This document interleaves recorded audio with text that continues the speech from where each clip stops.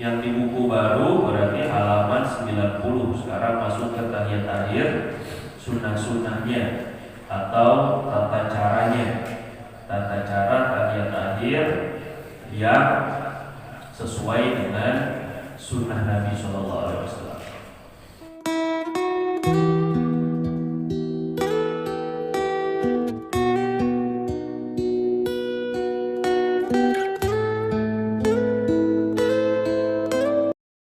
Ini ngerasa keganggu dengan duduk kita yang tawaru begini, apalagi mendudukkan kaki orang. Nah ini lebih parah lagi nih kan, karena terlalu sempit.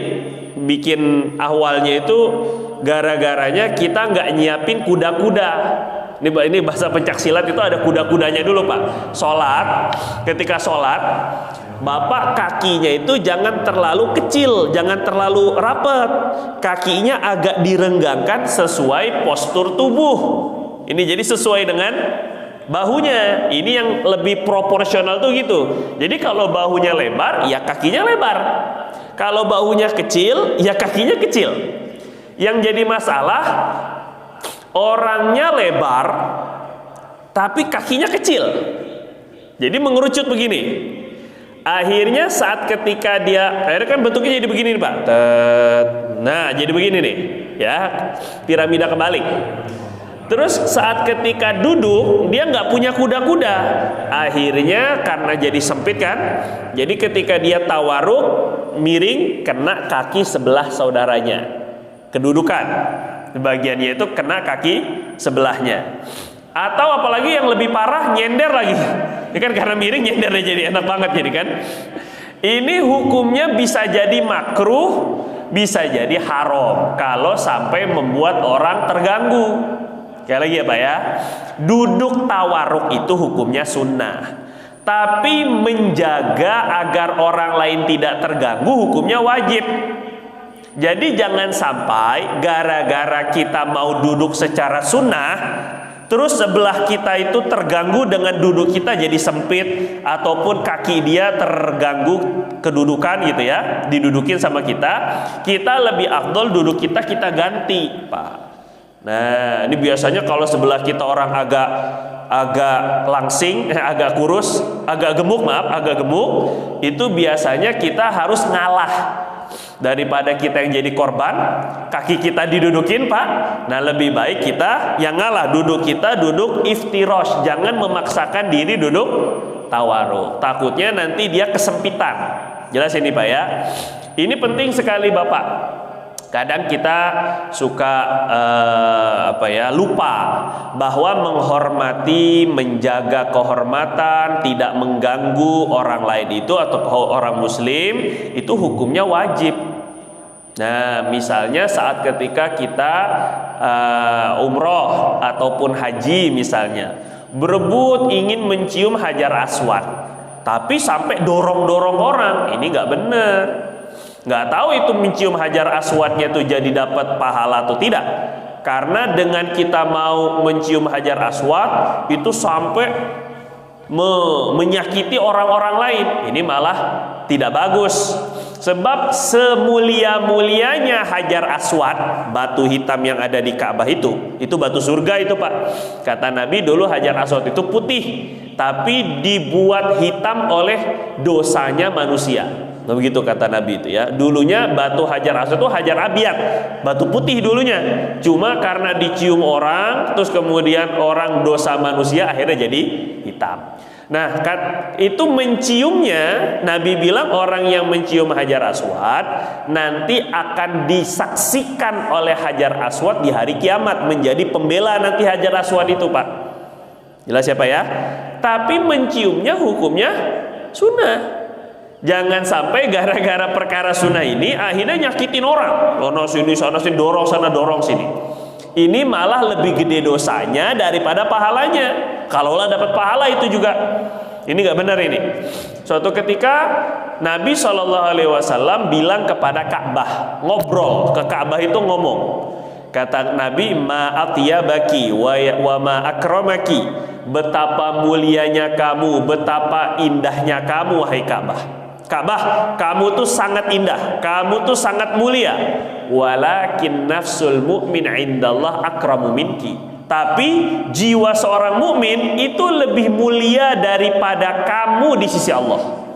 Semulia-mulianya Ka'bah diciumin, doa di sana mustajab. Kita kalau seandainya sana bisa nangis. Semulia-mulianya Ka'bah tetap tidak bisa dibandingkan dengan jiwa seorang mukmin. Lebih mulia orang beriman. Nah, semulia-mulianya Hajar Aswad itu tidak bisa dibandingkan dengan kemuliaan orang beriman. Jauh lebih mulia orang beriman. Maka kita harus lebih menjaga tidak menzolimi orang beriman. Kalau sekiranya kita untuk mendapatkan kemuliaan harus menyakiti, jadi tidak benar, betul ya. Sama seperti ini kasusnya. Jangan sampai gara-gara kita duduk tawarruk, maksain diri, akhirnya mengganggu kawan sebelah kita. Jangan gara-gara kita mungkin ingin mengamalkan sunnah misalnya katanya, sampai merapatkan kaki yang mengganggu orang sebelahnya. Ini juga nggak benar. Karena bagaimanapun merapatkan shaf hukumnya sunnah. Apalagi sampai injek, agak keinjek sedikit itu kadang-kadang suka sakit kalau seandainya terlalu nempel atau terlalu rapat. Nah, itu dia juga tidak betul. Jadi silahkan mengamalkan sunnah, tetapi tidak sampai mengganggu orang. Ya, makanya nggak benar kalau seandainya kita ahli zikir sekalipun, ahli Quran sekalipun, tapi gara-gara kita zikir orang tidur terganggu. Gara-gara kita zikir orang lagi istirahat keganggu misalnya. Ini ya, dalam kondisi yang memang mereka pantas untuk istirahat. Tapi buktinya azan subuh juga mengganggu saya lagi tidur. Nah, ini juga nggak benar ini mah. Itu memang waktunya diganggu itu mah. Nggak benar ini kan, antara alasannya itu azan sunnah, alasannya gitu, mengganggu orang haram, akhirnya nggak boleh azan jadinya karena mengganggu. Nah, ini nggak benar ini kayak begini ini urusannya ini kan ya. Beda ceritanya kalau di tengah-tengah komunitas orang-orang non muslim, terus kita muslim sendirian. Nah, ini jelas nggak bagus kalau seandainya kita mengganggu mereka karena mereka nggak waktunya sholat. Tapi kalau kita di tengah-tengah komunitas muslim, jelas ini adalah waktunya kita untuk mengganggu mereka. Ini Nabi itu sunahnya Nabi itu Pak, itu bukan sekedar azan. Nabi itu kalau sambil beliau pagi-pagi, bahkan jangankan subuh, tahajud aja Nabi bangunin istri-istrinya dan Sayyidatuna Fatimah, Sayyidina Ali. Nabi itu kalau bangun ini agak sedikit ekstrim gitu ya. Jadi kata Nabi itu as-shalah, kenceng Pak, teriak-teriak itu Nabi itu kalau waktunya sholat itu sholat. Nah, ini biasanya abi saya itu suka begitu kalau ke santri itu, sholat semuanya langsung kabur langsung ini kan. Nah, ini Nabi itu memang sukanya begitu. Kalau waktu sholat, Nabi itu suka teriak-teriak, sholat, sholat, sholat. Jadi enggak, ayo sholat, yang mau sholat, ayo sholat. Enggak ada begitu. Kata Nabi itu hati-hati, dikit lagi kiamat, tatba'uhar radifah, dikit lagi ditiup tersangka kala, dikit lagi mati, ya begitulah lebih kurang kalau mengingatkan untuk sholat. Jadi ini bukan masalah itunya. Ini ketika memang waktunya istirahat, terus kemudian kita melakukan hal yang sunnah. Misalnya ngaji Quran saat ketika orang-orang ini waktu duha, mungkin waktu habis zuhur, terus kita nyalain mikrofon ngaji Quran. Bagus memang ngaji Quran, tapi waktu orang pada qailulah, pada orang tidur siang, ini nggak benar ini ya, nggak sesuai. Apalagi ada orang sakit gigi lagi, udah parah lagi dah kan. Terus kemudian berikutnya adalah ini sunnahnya nih Pak, yang C, meletakkan siku tangan kanan di atas pangkal paha kanan. Nah, ini juga sunnah nih ya, dari Numair Al-Khuzai radhiyallahu anhu, sahabat Nabi, Ra'a Rasulullah sallallahu alaihi wasallam, bahwasanya Sayyidina Numair saat ketika melihat Rasulullah salat, wadi'an dhira'ahul yumna ala fakhidhihil yumna. Beliau melihat Nabi meletakkan siku tangan kanannya di atas paha kanan. Nah, jadi ketika kita tawarruk, ini memang diletakkannya, tawarruk itu tadi ya, tasyahud akhir, memang diletakkan. Jadi bukan begini, bukan tegak, bukan dia diangkat, enggak, tapi diletakkan begini. Nah, ini jadi begini ketika tawarruk ya. Jadi diletakkan di paha. Ini sunahnya begitu. Kalau dulu waktu masih kecil, saya kira sunnahnya duduk tawarruk itu memang miring. Karena orang kelihatan kok kalau sholat begini ya. Jadi kita akhirnya pas lagi sholat tuh ya ikut-ikutan miring begini gitu. Padahal bukan miringnya Pak, ininya yang diletakkan di paha, gitu ya. Jadi ini sunnahnya itu diletakkan di paha. Terus kemudian selanjutnya adalah mengarahkan semua jari kanan, kaki kanan dan kiri ke arah kiblat. Jadi ketika kita duduk tasyahud akhir, jari yang kanan, kaki kanan maksudnya, jari kaki yang kanan. Punten ini Pak ya, ini gimana ini kan? Nah ini jari kaki yang kanan nih Pak. Ini betul-betul kita tegakkan. Ini seperti kemarin kita belajar iftirosh ya, kaki kanan ini tegak. Sehingga semua jari-jari ke arah kiblat. Kemudian kaki yang kiri ketika dikeluarkan melalui yang kanan pun juga kearahin ke arah kiblat ini Pak, begini. Nah, jadi bukan begini, bukan santai begini ke kirinya, tapi keluarin ke arah kiblat begini. Nah ini jadi begini Pak, sehingga kiri kita ini satu, kaki kiri kita ini bisa mendapatkan pahala menghadap kiblat, sunnahnya begini. Yang kedua, kaki kiri kita ini aman tidak didudukin orang. Ya, kalau begini kan ini potensi sekali ini didudukin orang kan. Tapi kalau begini ini enggak. Dan memang sunnahnya begini, ke arah kiblat semuanya. Jadi kita usahakan jari kaki kanan semua ke arah kiblat, termasuk kelingking. Bagi yang kelingkingnya panjang, kalau kelingkingnya cuman seiprit begitu ya memang nggak bisa dilipat, ya itu udah dari sononya. Ini sekarang kirinya, yang kiri yang saya mau tekankan yang kiri nih, kiri ke arah kiblat, diusahakan begini. Jadi apa ya? Gini nih Pak. Nah tuh, nah ini tegak, ini ke arah kiblat, tangan diletakkan begini ya. Terus selanjutnya, jadi ini kita belajar sholat secara detail, bukan sekedar asal ikut-ikutan, enggak. Yang bisa mengangkat derajat kita itu bukan ikut-ikutan, tapi ilmu. Ya jelas ya Pak ya. Sehingga kita semakin tahu ilmunya, semakin Allah angkat derajat kita, semakin bagus ibadah kita. Itu yang kita inginkan. Dalilnya adalah dari Wasi' bin Hibban rahimahullah ta'ala. Ia berkata, Abdullah bin Umar, nama sahabat Nabi Abdullah bin Umar bin Khattab radhiyallahu anhuma, menyunahkan, menganjurkan agar semua anggota badannya menghadap kiblat ketika sholat. Terus kemudian dari Sayyidina Umar radhiyallahu anhu berkata, di antara sunnah sholat adalah menegakkan kaki kanan, menghadapkan jari-jari ke arah kiblat dan duduk di atas kaki kiri. Ini ketika duduk tasyahud awal. Duduk tasyahud akhir, kaki kirinya dikeluarin dan diarahkan juga ke arah kiri, ke arah depan, sunnah. Terus yang langsung Pak, meletakkan jari-jari tangan dengan rapat. Nah, letakkannya rapet. Jadi kita konsentrasi dalam sholat. Jangan bengong. Kalau bengong pasti jarinya renggang. Kalau Bapak ketika awal duduk itu jarinya rapet, semuanya ke arah kiblat. Kaki yang kiri rapet, yang kanan juga rapet. Kalau Bapak nggak konsentrasi pasti begini jadinya. Nah, gini jarinya pasti renggang. Maka ketika sholat usahakan sekali konsentrasi. Sunnahnya rapat. Nah ini kalau Bapak sadar dengan sholatnya rapat pasti. Tapi kalau Bapak bengong, lemes dia. Jadi akhirnya renggang. Yang sunnah rapat ya, ke arah kiblat. Selanjutnya mana tadi? Kana Rasulullah SAW idza qa'ada fit tasyahudi, apabila beliau duduk pada tasyahud, wadha'a yadahul yusra ala rukbatihil yusra.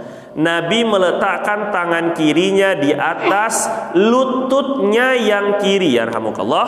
Di atas lutut yang kiri itu bukan di depan, tapi di atas. Nah, ujung ini lutut kiri, ini tangan kiri. Ujung jari sejajar dengan ujung lutut.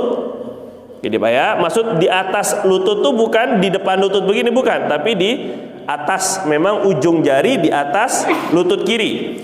Kemudian wa wadha'a yadahul yumna ala rukbatil yumna, letakkan tangan kanan di ujung lutut yang kanan. Sama. Jadi awal sebelum membaca tasyahud kita rapat dulu semuanya. Sebelum baca tasyahud tangannya itu semua rapat. gini dulu.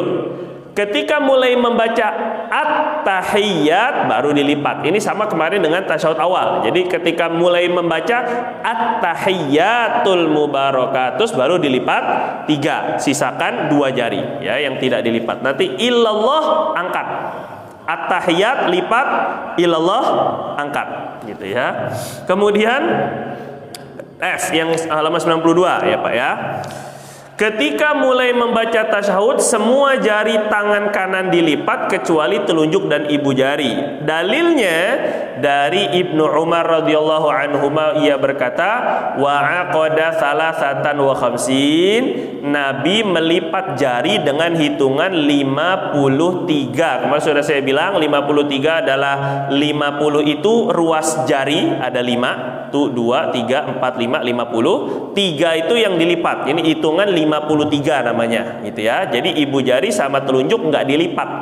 Jadi at-tahiyyat begini. Terus kemudian ini menurut Imam Nawawi di bawah rahimahullah taala, melipat jari dengan hitungan 53 adalah dengan meletakkan ibu jari di samping jari telunjuk. Ini ya dalam kitab Raudhatul Thalibin. Kemudian Imam Zakaria Al-Ansari rahimahullah memperinci kembali, maksud di samping telunjuk adalah ibu jari diletakkan lebih di bawah telunjuk pada tepi telapak tangan, di bawah sini sedikit. Jadi nggak begini, ini kan samping nih, samping-sampingan, tapi yang lebih rinci di bawah sedikit, di bawah gitu ya. Terus kemudian juga disunahkan menjadikan jari tengah dan ibu jari seperti bentuk lingkaran. Ini ketika sudah illallah maka nanti dibuat lingkaran begini. Jadi boleh begini kemarin saya bilang, boleh juga begini. Nah ini ya, jadi gini, nanti illallah lalu begini, lingkaran ya. Halaqa bil wusta wal ibham. Nabi ketika sholat juga pernah membuat lingkaran dengan jari tengah dan ibu jari. Wa rafa'al lati bainahuma, dan mengangkat jari telunjuknya, yad'u biha yakni al-musabbihah. Kemudian yang G, kita langsung ke 93 halaman 93 G, mengangkat, karena ini semua sudah kita bahas di tasyahud awal ya, semuanya sama untuk jari-jari. Mengangkat jari telunjuk ketika mengucap illallah baru angkat dan tidak perlu menggerak-gerakkan, nggak usah digerak-gerakin. Dalilnya tidak menggerakkan Sayyidina Abdullah bin Zubair radhiyallahu anhuma, itu bukan anhu, keliru, anhuma, anna Nabiya sallallahu alaihi wasallam kana yushiru bi usbu'ihi idza da'a wa la yuharrikuha.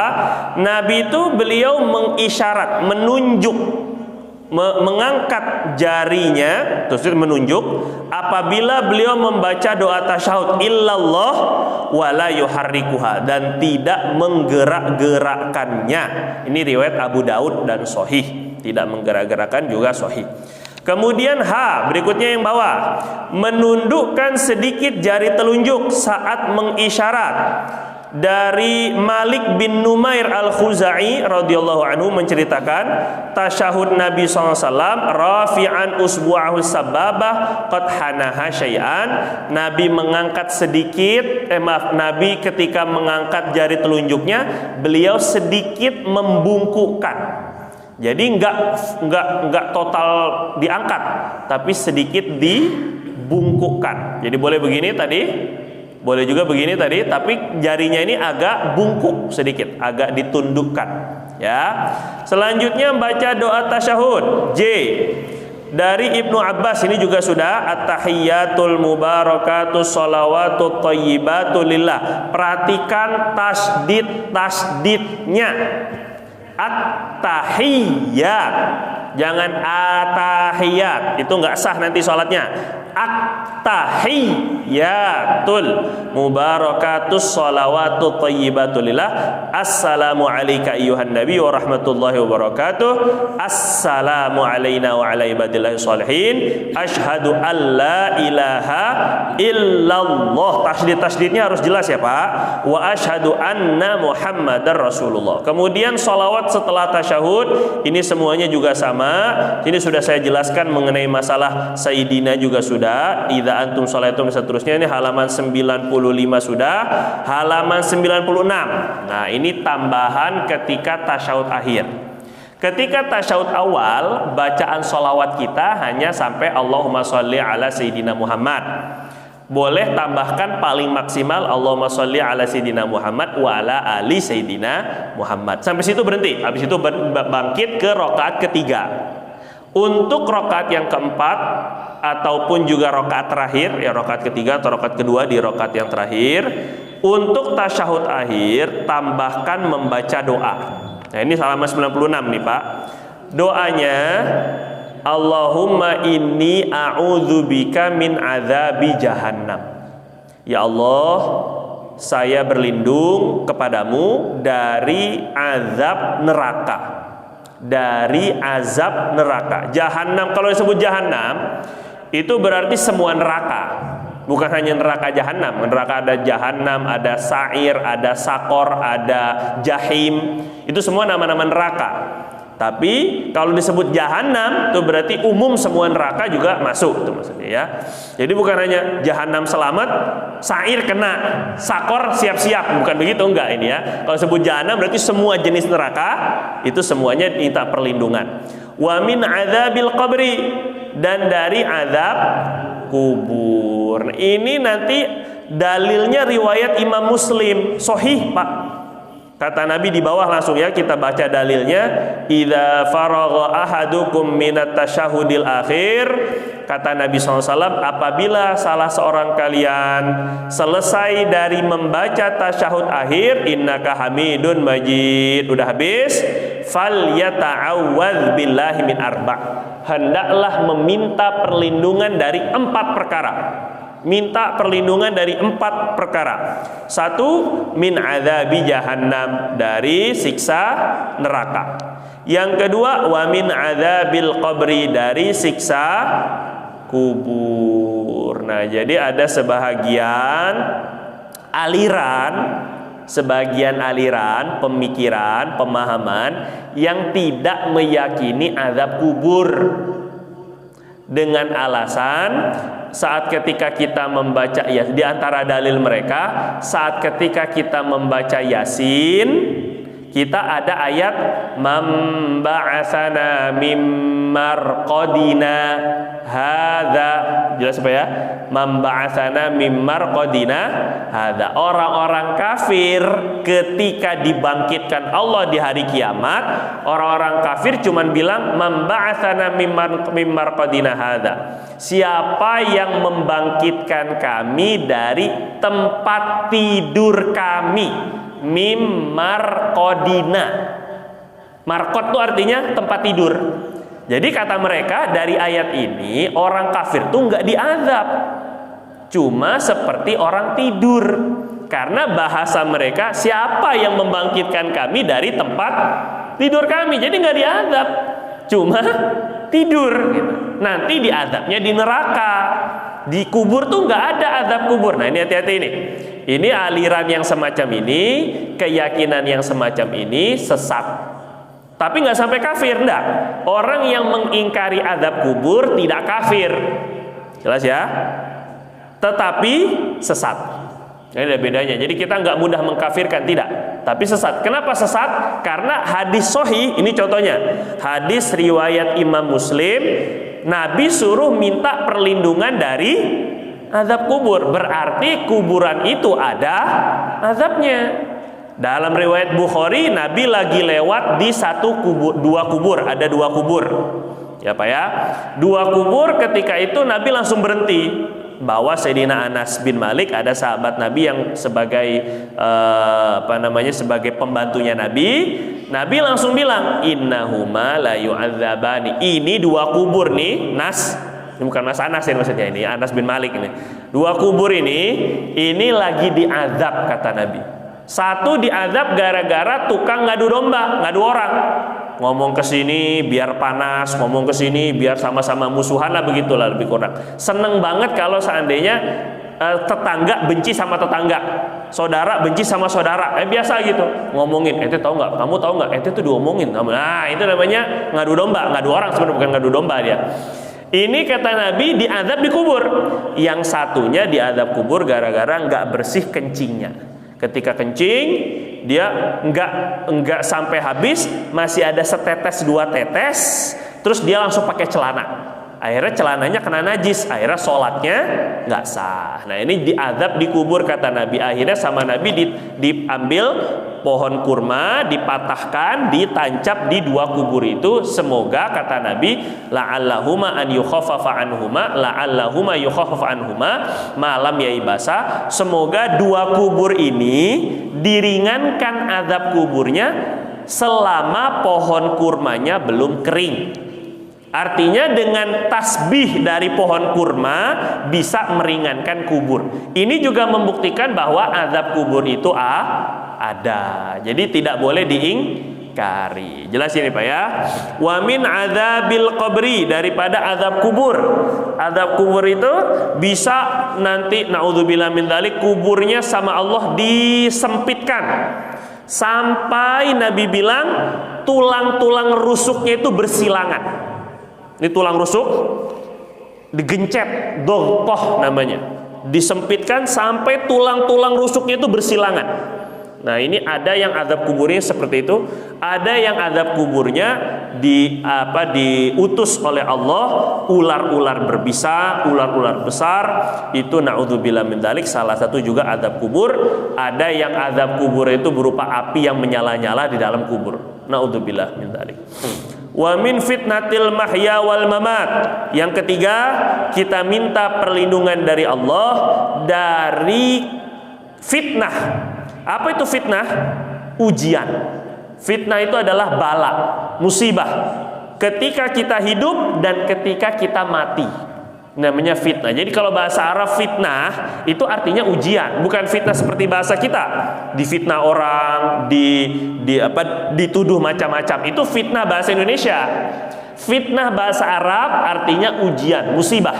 Musibah kehidupan, musibah ketika mati. Nauzubillah min dzalik. Ini yang ketiga kita minta perlindungan. Segala hal musibah di ketika hidup dan musibah ketika kita meninggal dunia. Sulit ketika sakaratul maut. Oh, itu musibah besar, Pak. Sakit luar biasa. Ngap-ngapan ya. Yang keempat, wa min syarril masihid dajjal atau wa min syarri fitnatil masihid dajjal. Minta perlindungan dari al-masih dajjal. Nah, Dajjal Al-Masih itu arti Al-Masih artinya di sini bukan seperti Nabi Isa. Nabi Isa disebut Al-Masih artinya yang bersih wajahnya.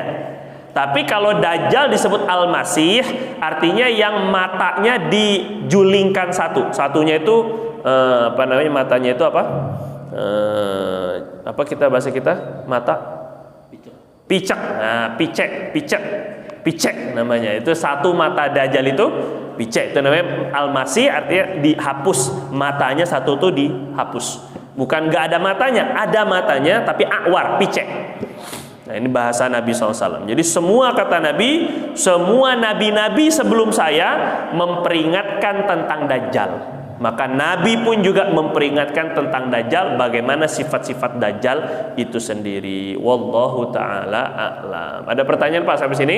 Silakan. Kalau nggak ada, alhamdulillah. Ya silakan Pak Apri.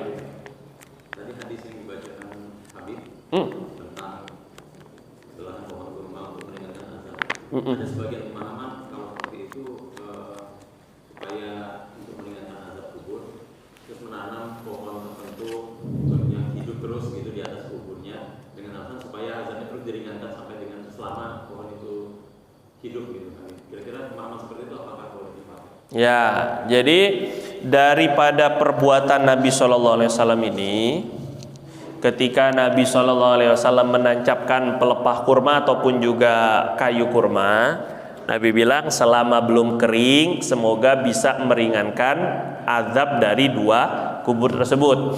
Maka sebahagian ulama memang mensunahkan kita menancapkan pohon.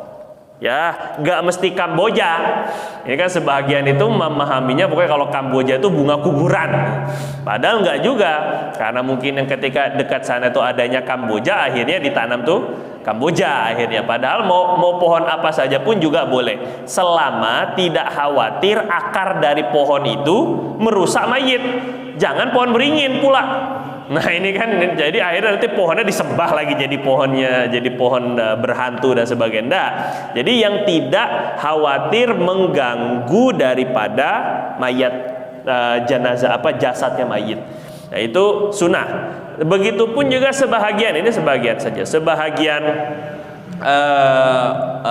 ulama Indonesia ini ada yang menganggap boleh-boleh saja ketika meletakkan bunga-bunga mawar melati di atas kuburan dengan berlandasan dalil ini, hadis ini. Hadis Nabi meletakkan pelepah kurma. Nanti kalau sudah kering, tujuannya tadi agar bertasbih. Jadi semua pohon-pohonan ini Pak, hakikatnya mereka bertasbih. Wa in min syai'in illa yusabbihu bihamdih walakin la tafqahuna tasbihahum. Kata Allah, semua makhluk itu asalnya hakikatnya bertasbih, tapi kalian gak paham bagaimana tasbih mereka. Nah sehingga jadi dari sana akhirnya Nabi itu meringankan. Sebab begini, ada sebahagian juga kalau nggak mau juga nggak jadi masalah. Artinya nggak mau dengan menabur bunga dengan alasannya mubazir, ataupun juga tidak mau menancapkan pohon karena juga itu mereka beralasannya itu adalah kekhususan Nabi. Nabi menancapkan pohon itu khusus bagi Nabi aja, untuk yang lain enggak. Buktinya katanya buktinya para sahabat enggak melakukan itu, hanya Nabi aja yang melakukan. Ini kata mereka nih ya.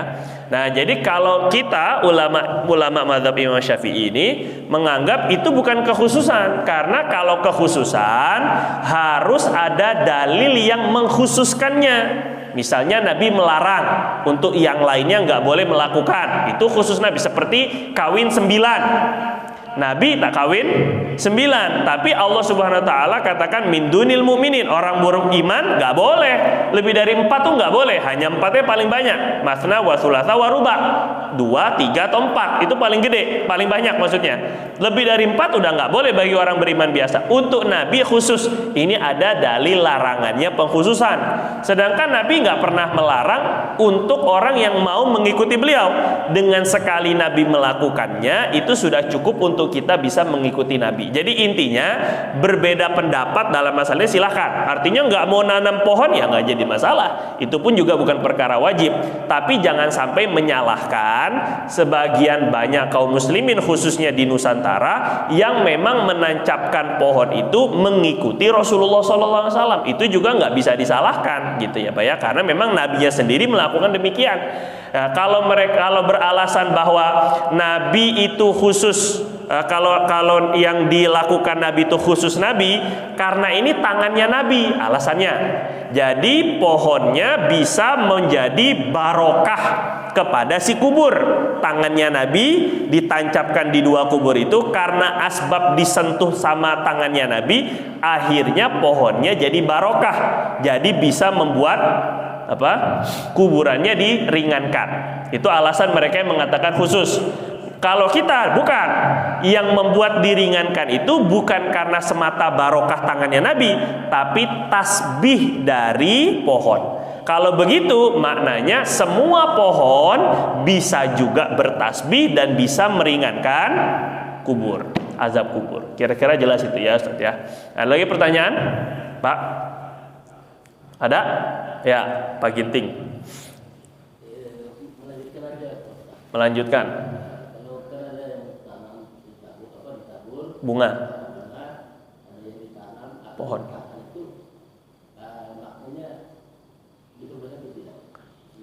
Untuk ditabur dan juga ditanam, ini kita samakan seperti Nabi tadi menancapkan pelepah kurma. Pelepah itu artinya pohon kurma itu ya, dipatah sama Nabi kemudian ditancap pohon kurmanya di situ atau batang kurmanya di sana. Dengan tujuan pohon itu bertasbih. Sebenarnya dengan tasbihnya dia kepada Allah artinya berzikir. Berzikir di kubur membuat azab kubur diringankan. Jadi boleh nggak? Boleh.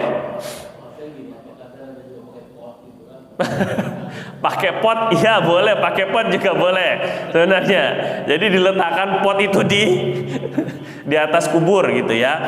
Tapi kalau kita mau ngikut seperti Nabi itu nggak pakai pot, langsung ditanam di kuburannya gitu maksud saya. Jadinya lebih utama kalau mau ngikut Nabi itu langsung ditanam di kuburnya. Jadi nggak pakai pot. Nanti jadi tanaman hias pula kan, banyak lagi kan ini kan. Nah, itu jadi sunahnya gitu. Kalau mau ikut Nabi langsung ditanam di kubur. Tapi pakai pot boleh nggak? Boleh nggak jadi masalah itu mah ya. Yang lain ada Pak pertanyaan? Oh, satu lagi. Tahiyat.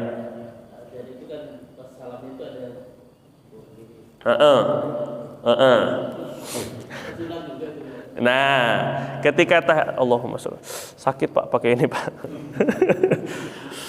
Jadi ketika tahiyat ada sebagian yang ketika sudah selesai Assalamualaikum warahmatullahi bacanya Pak Rabbana atina fid dunya hasanah atau apalah gitu ya. Allahumma nas'aluka ridhoka wal jannah. Assalamualaikum warahmatullahi wa a'udzubika min sakhatika wan nar. Ada yang begitu ya.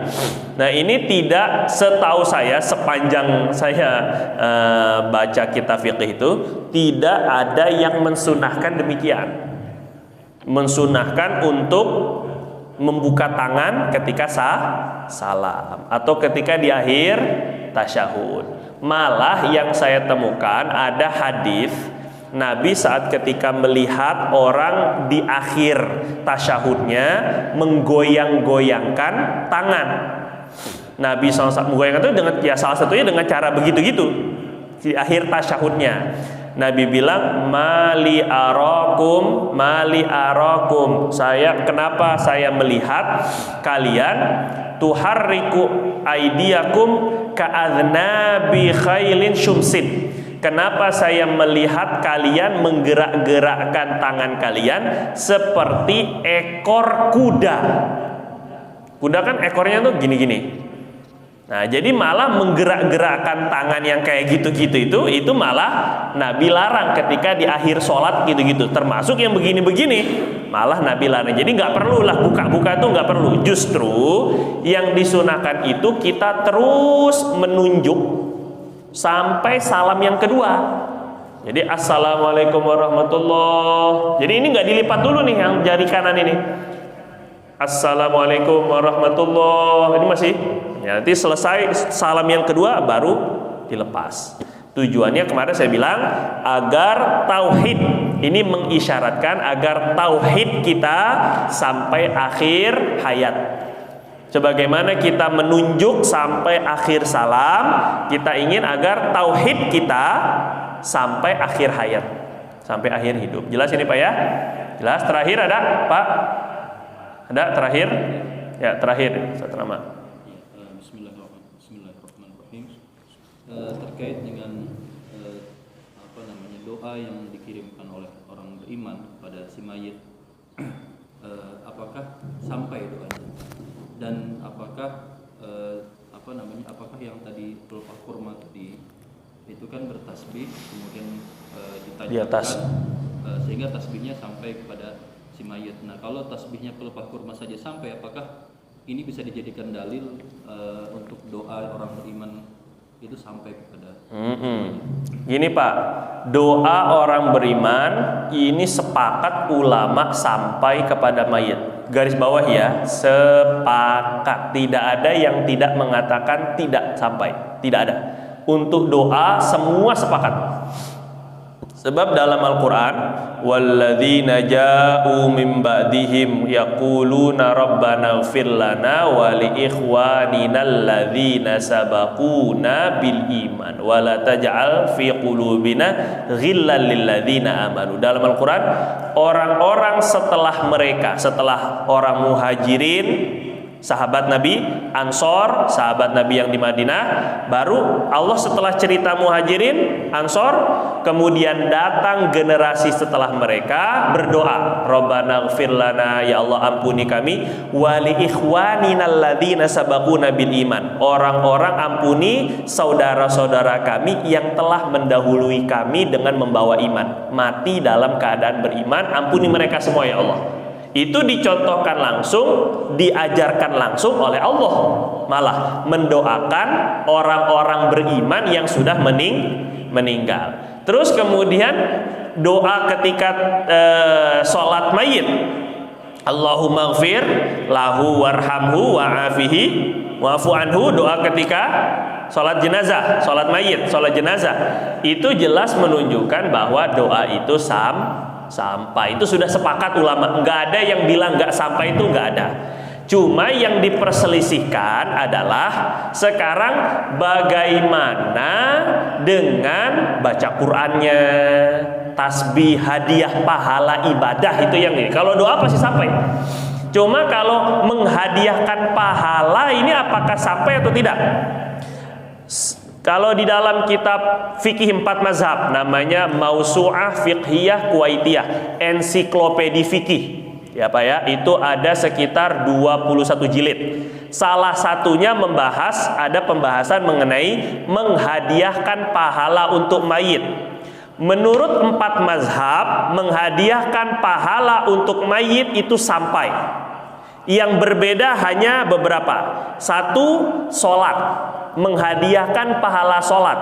Ini menurut mazhab Imam Syafi'i tidak sampai. Menurut mazhab Hambali, Hanafi sampai. Jadi secara umum menghadiahkan pahala itu sampai, gitu ya. Kecuali beberapa amalan yang nggak bisa sampai, sebagian pendapat ulama perbedaan. Contohnya sholat. Kita sholat nih, misalnya gini Pak, kita tahu orang tua atau saudara kita meninggal, pernah ninggalin sholat, ya. Terus kemudian kita sholat fardu. Setelah kita sholat fardu lagi, kita hadiahkan pahala sholat fardu kita yang kedua ini untuk arwah, untuk almarhum yang pernah meninggalkan sholat. Itu sampai apa enggak pahalanya? Nah, ini pahala sholat dihadiahkan itu sampai apa enggak? Ini perbedaan pendapat. Mazhab Syafi'i enggak. Jadi tidak ada istilah dalam mazhab Syafi'i sholat mengqodokkan, tuh enggak ada. Setelah mayit meninggal, terus kita sholat untuk menutupi kekurangan sholatnya mayit. Ini enggak ada, mazhab Syafi'i itu enggak ada. Mazhab lain masih bisa, mazhab Hanafi contohnya, itu masih sampai mereka bilang. Yang kedua yang diperselisihkan itu baca Quran. Kalau kita baca Quran, hadiahnya disampaikan kepada mayit, ini sampai atau enggak? Menurut mazhab Syafi'i enggak sampai. Kalau baca Quran terus kemudian kita hadiahkan, itu menurut mazhab Imam Syafi'i enggak sampai. Jelas ya? Tapi menurut mazhab lain sampai. Mazhab Hanafi, mazhab Hambalinya, Malikinya sampai. Jadi dalam hal ini kita boleh pakai pendapat itu, masalah sampai dan tidak sampai kita nggak tahu hakikatnya. Tapi menurut mayoritas ulama tetap bisa sampai. Kita bacakan Fatihah, kita hadiahkan kepada almarhum almarhumah. Itu bukan mazhab Imam Syafi'i, tapi boleh-boleh saja kita meyakini itu karena masih banyak pendapat ulama yang mengatakan sampai. Jadi secara umum sepakat ulama bilang hadiah pahala itu sampai kepada mayit. Dalilnya mana? Dulu Sayyidina Amr bin As. Amr bin As ini Al-As itu bapaknya kafir. Bapaknya apa? Kafir. Amrnya Islam. Kata Amr begini, Nabi, ini walaupun bapak saya itu meninggal dalam keadaan kafir, tapi pernah berwasiat untuk saya bersedekah setelah meninggal. Tolong nanti sedekah atas nama bapak. Boleh nggak? Sampai nggak Nabi kalau saya sedekahin, pahalanya nyampe nggak ke dia? Tapi meninggal dalam keadaan kafir. Sayyidina Amr bin As itu. Maka kata Nabi, laukana musliman. Ini riwayat ini sahih nih, riwayat Abu Daud. Laukana musliman, kalau bapak kamu muslim, ini kategorinya, yang penting muslim. In hajajtum, idza hajajtum, au tasaddaqtum, au a'taqtum. anhu, kalau kamu memerdekakan hamba sahaya, atau kamu haji, atau kamu sedekah, pahalanya untuk beliau selama dia muslim, balaghahu dzalik, sampai kepada dia kalau dia muslim. Yang penting catatannya muslimnya itu. Kamu haji, hadiahnya pahalanya sampaikan kepada almarhum. Atau kamu sedekah, pahalanya diniatkan untuk almarhum. Atau kamu memerdekakan hamba sahaya, pahalanya disampaikan kepada almarhum. Itu sampai semua selama dia muslim. Nah, ini dalil bahwa pahala itu boleh dihadiahkan. Jelas apa enggak kira-kira Pak ya? Nah, jadi sampai apa enggak? Sampai. Nah, menurut mazhab Imam Syafi'i, kalau orang yang setelah dia untuk menghadiahkan tadi kan gini ya, baca Quran, itu menghadiahkan pahalanya tidak sampai kepada mayit. Itu pendapat Imam Syafi'i memang begitu. Imam Syafi'i sendiri berpendapat demikian. Tapi kalau setelah baca Quran, berdoa ke Allah. Tadi kalau doa sampai. Doa habis baca Quran mustajab Pak. Doa habis ibadah itu mustajab. Nah, ini doanya mendoakan mayit itu sampai. Pahala baca Qurannya itu yang tidak sampai. Menurut mazhab Syafi'i ya. Menurut mazhab lain sampai. Baca Quran, menghadiahkan baca Quran sampai. Cuman ketika setelah baca Quran terus kita doanya sampai. Nah, kalau seandainya ada orang baca Quran di kubur, nah tadi dikiaskan dengan pelepah kurma tadi, kalau tasbihnya kurma saja bisa meringankan kubur, kita baca Yasin, baca Al-Muluk, baca surat Al-Quran, Qul a'udzu birabbil falaq, Qul a'udzu birabbin nas, di kuburan jelas bisa menurunkan barokah terhadap kubur, rahmat kepada kubur. Karena kita yakin seyakin-yakinnya ketika Quran dibacakan rahmat Allah turun. Ya, maka kalau kita bacanya di kubur, ya rahmat Allah turun juga kepada kubur. Sebab Nabi sendiri yang menjanjikan itu. Allah sendiri yang bilang, "Idza quri'a 'alaikumul Qur'anu fastami'u lahu wa ansitu la'alakum turhamun." Kalau kalian dibacakan Quran, dengar agar kalian mendapat rahmat. Jadi maknanya ketika dibacakan Quran, rahmat turun. Maka ketika kita baca di samping kubur, rahmat pun juga turun. Jadi jangan salah itu ketika kita ziarah kubur, ketika ada yang ziarah kubur, kita baca Quran, baca Yasin, baca Al-Muluk, baca apa terserah, baca yang bisa kita baca. Kulhu misalnya 3 kali, itu turun rahmat Allah Subhanahu wa taala kepada kubur. Hadza wabillahi taufik wa sallallahu ala sayyidina Muhammad wa ala alihi wa sahbihi wasallam. Subhanakallahumma wa bihamdika asyhadu an la ilaha illa anta nastaghfiruka wa natubu ilaik. Lebih kurang saya mohon maaf. Assalamualaikum warahmatullahi wabarakatuh. Silakan Bapak pergi haji dulu. Ini mah nggak ada bila mampu ini Pak. Insyaallah mampu semua ini Pak ya. 2 rakaat minimal.